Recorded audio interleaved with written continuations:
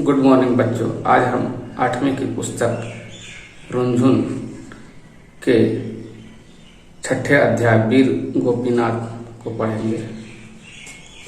बात उन दिनों की है जब ईस्ट इंडिया कंपनी का असली वारिस माना जाता था चार्ल्स टेगार्ड, कोलकाता का पुलिस कमिश्नर। इसी टेगार्ड ने बंगाल में क्रांतिकारी गतिविधियों पर लगाम लगा दी थी। उसके शासनकाल में बंगाल में क्रांतिकारी गतिविधियों को खूब कुचला गया। प्रमुख क्रांतिकारियों को या तो फांसी पर लटका दिया गया या उन्हें लंबी अवधि के लिए अलीपुर और अंडमान के जेलों में कठोर यातनाएं सहने के लिए डाल दिया गया। लोग टेगार्ड के नाम से घबराकर दहशत में आ जाते थे। आईसीएस की नौकरी को ठुकराकर जिस दिन नेताजी सुभाष चंद्र बोस हावड़ा रेलवे स्टेशन पर उतरे, उसी दिन टेगार्ड ने उसके पीछे जासूसों का जाल बिछा दिया था। 24 दिसंबर 1921 को प्रिंस ऑफ वेल्स कोलकाता पहुंचने पर वहां पूर्ण हड़ताल रही। विरोध में जगह जगह प्रदर्शन हुए। विरोध प्रदर्शन हेतु चित्तरंजन दास और सुभाष चंद्र बोस ने पूरी ताकत लगा दी थी। प्रिंस ऑफ वेल्स के साथ उसका चचेरा भाई डिकी माउंटेन उसका सहायक बनकर आया था। डिकी माउंटेन ने सुभाष चंद्र बोस के साथ कई मुलाकातों में ही यह भांप लिया था कि उसके अंदर अंग्रेजी साम्राज्य के विरुद्ध ज्वालामुखी धधक रहा है। अतः उसने टेगार्ड को सुझाव दिया, सुभाष नाम का यह व्यक्ति एक खतरनाक क्रांतिकारी है, इसके पर काटने अवश्य हैं, इस पर कड़ी नजर रखी जाए। प्रिंस ऑफ वेल्स के विरोध और असहयोग आंदोलन के सभी प्रदर्शनों में गोपीनाथ शाह शामिल थे। उन्होंने चित्तरंजन दास की पत्नी बसंती देवी को जब आंदोलन का नेतृत्व करते देखा तो उसका रोम रोम रोमांचित हो उठा। गोपीनाथ लगभग 18 वर्ष के युवक ही थे, लेकिन वे आंदोलन की योजना हेतु आयोजित सभाओं में प्रायः भाग लेते रहते थे। बसंती देवी की गिरफ्तारी से उनका मन टेगार्ड की यातनाओं से कांप गया। गोपीनाथ चिंतित थे। उन्हें लग रहा था कि टेगार्ड नेताजी सुभाष चंद्र बोस को छोड़ने वाला नहीं है। अपने साथियों के साथ वे भविष्य की योजना बनाने में व्यस्त थे। तभी दौड़ते हुए जतीन दास आए और उन्होंने हाँफते हुए सूचना दी, अरे गोपी, कुछ सुना तुमने? मैं तुम्हें एक राज की बात बताना चाहता हूँ। टेगार्ड नेताजी को अपने चंगुल में फंसाने वाला है। गुप्त सूचना से पता चला है कि वह हमेशा के लिए उन्हें बंगाल से अलग करने वाला है। जतिन, तुमने तो मेरी शंका को और भी पक्का कर दिया। टेगार्ड नेताजी पर अपना शिकंजा कसे, उसके पूर्व ही हमें उसे ठिकाने लगा देना चाहिए। इसके बाद गोपीनाथ के जीवन का उद्देश्य ही टेगार्ड का खात्मा बन गया। वे हर समय उसके बारे में ही सोचते रहते। उन्होंने क्रांतिकारी संगठनों से संपर्क कर पिस्तौल का प्रबंध किया, निशाना साधने का अभ्यास किया और टेगार्ड की शक्ल, पोशाक आदि की खूब पहचान कर ली। वे हर समय साथ में पिस्तौल लिए टेगार्ड की तलाश में घूमते रहते थे। 12 जनवरी 1924 को सुबह लगभग 7 बजे का समय था। कोलकाता में चौरंगी रोड के निकट पार्क स्ट्रीट के चौराहों पर धुंध के कारण 10 फुट की दूरी पर भी कुछ साफ साफ दिखाई नहीं दे रहा था। गोपीनाथ ने देखा कि गोरी चमड़ी का एक व्यक्ति ओवरकोट और सिर पर हैट पहने खड़ा था। उन्हें लगा कि वह निश्चित ही टेगार्ड है। उन्होंने तुरंत पिस्तौल निकाली और उसके निकट जाकर गोली दाग दी। वह व्यक्ति कुछ संभलता उसके पूर्व भी गोपीनाथ ने दनादन 3 गोलियां और दागी। वो व्यक्ति वहीं गिर गया और उसने दम तोड़ दिया। गोपीनाथ वहां से भाग निकले, किंतु थोड़ी दूर पर ही पकड़े गए। उन्हें पुलिस ने अपने कब्जे में ले लिया। पकड़े जाने के बाद जब गोपीनाथ को पता चला कि उन्होंने गोलियों से मारने वाला टेगार्ड नहीं अपितु किलबर्न व्यापार कंपनी का एक अंग्रेज कर्मचारी अर्नेस्ट डे था, तो उन्हें बेहद अफसोस हुआ। गोपीनाथ को हथकड़ी और बेड़ियों में जकड़कर टेगार्ड का सम्मुख लाया गया। टेगार्ड ने अपनी खूंखार आंखों तेरी कमर से बेल्ट खोला और गुर्राता हुआ गोपीनाथ से पूछा, बता, तूने अर्नेस्ट डे को क्यों मारा? उसने तेरी क्या दुश्मनी थी? मैं तो तेरा खून करना चाहता था, बेचारा डे गलती से मारा गया। उसकी दाढ़ी मूंछ बिल्कुल तेरी ही जैसी थी ना। जिस टेगार्ड के नाम से सारा बंगाल थर्राता हो, आज उसी टेगार्ड के जीवन को चुनौती दी जा रही थी। वह भूखे भेड़िए की तरह गोपीनाथ पर टूट पड़ा। सिपाहियों ने उसे पकड़कर पेट के बल औंधा लिटा दिया और उसकी नंगी पीठ पर टेगार्ड ने धड़ाधड़ बेल्ट बरसाना शुरू किया। लोहे के बक्कल से गोपीनाथ की पीठ और कमर लहूलुहान हो गई, लेकिन वह क्रांतिकारी उस मार को ऐसे सहता चला गया कि ना चीख न कराहा और ना ही उसके मुंह से आह निकली। टेगार्ड दहाड़ा बोला, तू किसका आदमी है? मैं किसी का आदमी नहीं, मैं तो माँ भारती का पुत्र हूँ। तू मेरी हत्या क्यों करना चाहता था? तूने मेरे कितने ही भाइयों को जेलों की काल कोठरी में सड़ा रखा है, अनेक को फांसी पर लटकाया है। उन सबका तुझसे हिसाब चुकता करना था। टेगार्ड बूढ़े भेड़िए की तरह गोपीनाथ की तरफ देखकर गुर्राया और फिर बेल्ट बरसाने लगा। जब स्वयं थक गया तो उस घायल शेर को पिंजरे में बंद करवा दिया। 21 जनवरी 1924 को गोपीनाथ को अदालत में पेश किया गया। गोपीनाथ ने अपने बयान में स्वीकार किया, मैं टेगार्ड के अत्याचारों से जनता को मुक्ति दिलाने के लिए उसकी हत्या करना चाहता था, किंतु मेरी गलती से वह बच गया। गोपीनाथ को फांसी की सजा सुना दी गई। प्रेसिडेंसी जेल में 1 मार्च 1924 को उन्हें फांसी दी जानी थी। उस दिन सूर्योदय से पूर्व ही जेल के बाहर लोगों की भीड़ इकट्ठी होने लगी। भारी भीड़ के साथ नेताजी सुभाष चंद्र बोस भी प्रेसिडेंसी जेल के बाहर मौजूद थे। नेताजी ने प्रयास किया कि फांसी के बाद गोपीनाथ का शव उसके घर वालों को सौंपा जाए, पर ऊपर से आदेश था गोपी का अंतिम संस्कार जेल के अंदर ही किया जाए।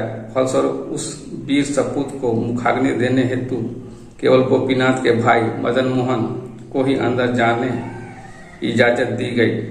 दोपहर तक जेल के बाहर गोपीनाथ जिंदाबाद और वंदे मातरम के नारे लगते रहे। अंतिम संस्कार के बाद जब मदन मोहन अपने भाई के कपड़े को लेकर जेल के दरवाजे के बाहर निकले तो सारा वातावरण सिसकियों से डूब गया। नेताजी सुभाष चंद्र बोस ने उन कपड़े को अपने हाथों में लेकर चूमा और वे भावुक हो उठे। उन कपड़ों पर नेताजी के अश्रु गिरे तो सारा वातावरण गमगीन हो गया। गोपीनाथ केवल 18 वर्ष की आयु में ही मातृ देवी पर प्राण निछावर कर सदा के लिए अमरत्व प्राप्त कर गया। और हम इसके अभ्यास प्रश्नों को देखेंगे। अभ्यास खंड क के दूसरे प्रश्न का क नंबर का जो सवाल है, चार्ल्स टेगार्ड कौन था? तो इसका उत्तर होगा चार्ल्स टेगार्ड कोलकाता का पुलिस कमिश्नर था।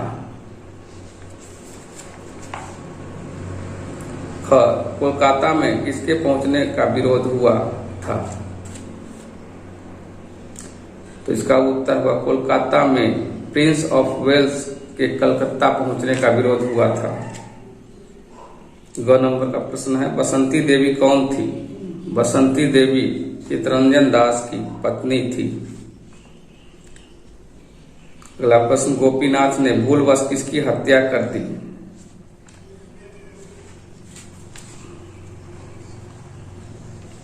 तो इसका उत्तर होगा गोपीनाथ ने भूलवश किरबर्न व्यापार कंपनी के एक अंग्रेज कर्मचारी अर्नेस्ट डे की हत्या कर दी। अगला प्रश्न, गोपीनाथ को मुखाग्नि किसने दी? तो इसका उत्तर होगा गोपीनाथ को मुखाग्नि उसके बड़े भाई मदन मोहन ने दी। अब हम अभ्यास खंड ख के प्रश्न की ओर आते हैं। पाठ के अनुसार घटनाओं के क्रम लिखिए। तो यहाँ पहले नंबर पर जो वाक्य आएगा, प्रिंस ऑफ वेल्स कोलकाता पहुंचा। दूसरा नंबर का जो वाक्य आएगा, डिक्की माउंटेन ने टेगार्ड को सुझाव दिया। तीसरा नंबर का जो वाक्य है, जतिन दास ने गोपीनाथ को गुप्त सूचना दी। चौथा नंबर का जो वाक्य आएगा, गोपीनाथ को पुलिस ने पकड़ लिया। पांचवा नंबर का जो वाक्य आएगा, टेगार्ड ने बेल्ट से गोपीनाथ की पिटाई की। और छठा वाक्य जो आएगा, नेताजी सुभाष चंद्र बोस ने गोपीनाथ के कपड़ों को चूमा। अब हम अभ्यास खंड ख के दूसरे प्रश्न का क नंबर देखते हैं। चार्ल्स टेगार्ड के नाम से लोग क्यों घबराते थे? इसका उत्तर हुआ, चार्ल्स टेगार्ड क्रांतिकारी गतिविधियों को बेरहमी से कुचल देता था, जिस कारण से लोग घबराते थे। तो ख नंबर के प्रश्न की ओर आता है, डिकी माउंटेन ने टेगार्ड को नेताजी पर कड़ी नजर रखने का सुझाव क्यों दिया?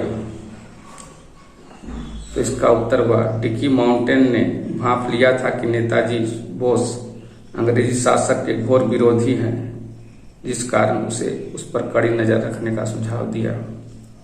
अब हम ग नंबर के प्रश्न की ओर आते हैं, नेताजी किस बात को लेकर चिंतित थे? इसका उत्तर हुआ, गोपीनाथ नेताजी सुभाष चंद्र के साथ होने वाली अप्रिय घटना को जानकर चिंतित थे। ग नंबर का प्रश्न देखते हैं, गोपीनाथ कोलकाता में चौरंगी रोड पर किस उद्देश्य से खड़े थे और वहां उन्होंने क्या किया? इसका उत्तर होगा, चार्ल्स टेगार्ड की हत्या करने के उद्देश्य से वे चौरंगी रोड पर खड़े थे और उन्होंने वहां पर किर्बन व्यापार कंपनी के अंग्रेज कर्मचारी अर्नोल्ड डे को चार्ल्स टेगार्ड समझकर मार डाला। अब घ नंबर का प्रश्न देखते, नेताजी ने क्या प्रयास किया, क्या वे इसमें सफल रहे? नेताजी ने गोपीनाथ के मृत शरीर को उसके घर वालों को सौंपने का अनुरोध किया, जिसमें वे सफल नहीं हुए। अब तीसरे प्रश्न की ओर आते हैं, पाठ के अनुसार इस तिथियों की घटित घटनाओं का एक या दो पंक्ति में वर्णन करें। तो क नंबर का जो तिथि दी गई 24 दिसंबर 1921।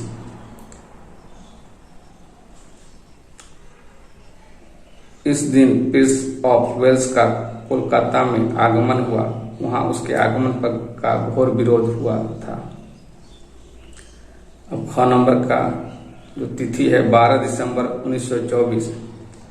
इस दिन सुबह 7 बजे कोलकाता में चौरंगी रोड पर गोपीनाथ ने अर्नेस्ट डे की हत्या चार्ल्स टेगार्ड समझकर कर दी। अब ग नंबर का जो तिथि दी गई है 1 मार्च 1924। इस दिन कोलकाता के प्रेसिडेंसी कॉलेज में गोपीनाथ को फांसी की सजा दी गई। अब हम चौथे प्रश्न की ओर आते हैं, बताइए ये वाक्य किसने, किससे और कब कहा? क नंबर का जो वाक्य है, टेगार्ड नेताजी पर अपना शिकंजा कसे, उसके पूर्व भी हमें उसे ठिकाना लगा देना चाहिए। गोपीनाथ ने जतीन दास से कहा था, जब जतीन दास ने सूचना दी थी कि चार्ल्स टेगार्ड नेताजी सुभाष चंद्र बोस के खिलाफ षड्यंत्र रच रहा है। उनका जो वाक्य है, बता तूने अर्नेस्ट डे को क्यों मारा, उससे तेरी क्या दुश्मनी थी? तो इसका उत्तर हुआ, चार्ल्स टेगार्ड ने गोपीनाथ से कहा जब उसने अर्नेस्ट डे को गोली मारा।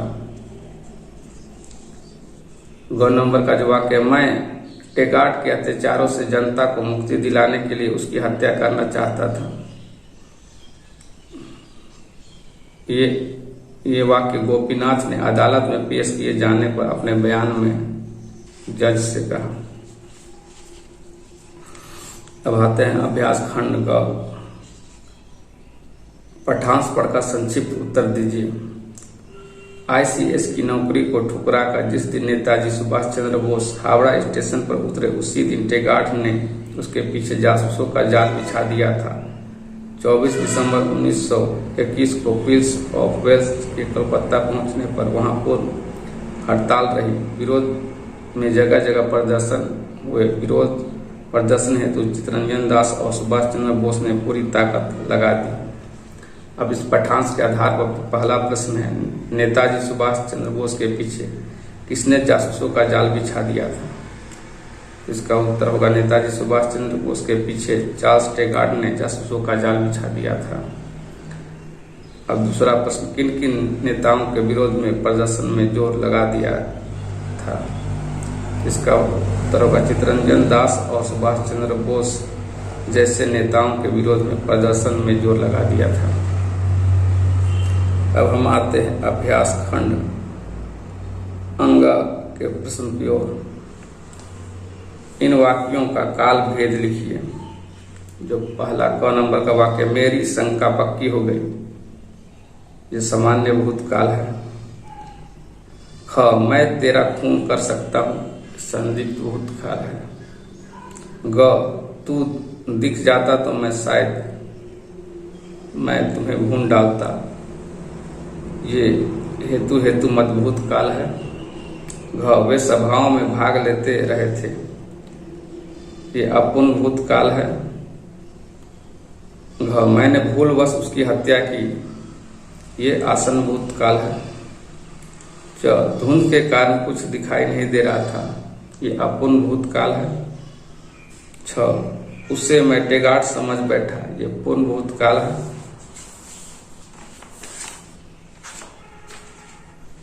अब आते हैं इसके दूसरे प्रश्न की ओर। इन वाक्यों में उद्देश्य और विधेय की पहचान कीजिए। तो क नंबर का वाक्य, उसने धड़ाधड़ बेट बरसाना शुरू किया, इसमें उसने उद्देश्य है और धड़ाधड़ बेट बरसाना विधेय है। अब ख नंबर का वाक्य, उसकी पत्नी ने आंदोलन का नेतृत्व किया, इसमें पत्नी उद्देश्य है, आंदोलन का नेतृत्व किया, ये विधेय है। ग नंबर, चौराहे पर खड़े गोपीनाथ ने गोलियां चला दी, यहाँ चौराहे पर खड़े गोपीनाथ उद्देश्य है, गोलियां दाग दी, ये विधेय है। अब हम अगले प्रश्न की ओर आते हैं। इन संधि पदों का संधि विच्छेद करें। क का जो शब्द दिया हुआ मुखाग्नि, तो इसका संधि विच्छेद हुआ मुख जोड़ अग्नि। ख नंबर का जो शब्द है सूर्योदय, इसका संधि विच्छेद हुआ सूर्य जोड़ उदय। ग नंबर का जो शब्द है वातावरण, इसका संधि विच्छेद हुआ वात जोड़ वरण। घ नंबर का जो शब्द है सम्मुख, जिसका संधि विच्छेद हुआ सम जोड़ मुख। अब चौथे नंबर के प्रश्न की ओर आते हैं। इन शब्दों की पहचान संज्ञा या विशेषण के रूप में कीजिए। क नंबर का जो शब्द है अमरत्व, एक संज्ञा शब्द है। ख नंबर का जो शब्द है अंतिम, ये विशेषण है। ग नंबर का जो शब्द है दुश्मनी, संज्ञा शब्द। घ रोमांचित, यह विशेषण शब्द है। अंग नेतृत्व, ये संज्ञा शब्द है। च आयोजित, ये विशेषण शब्द है। तो बच्चों, इस तरह हमने अभ्यास प्रश्नों को भी हल कर लिया। आप इन अभ्यास प्रश्नों को ध्यान से सुने, इसकी नोट्स बनाएं और इसका लिख के अभ्यास करें और याद करें। आज के लिए इतना ही, धन्यवाद।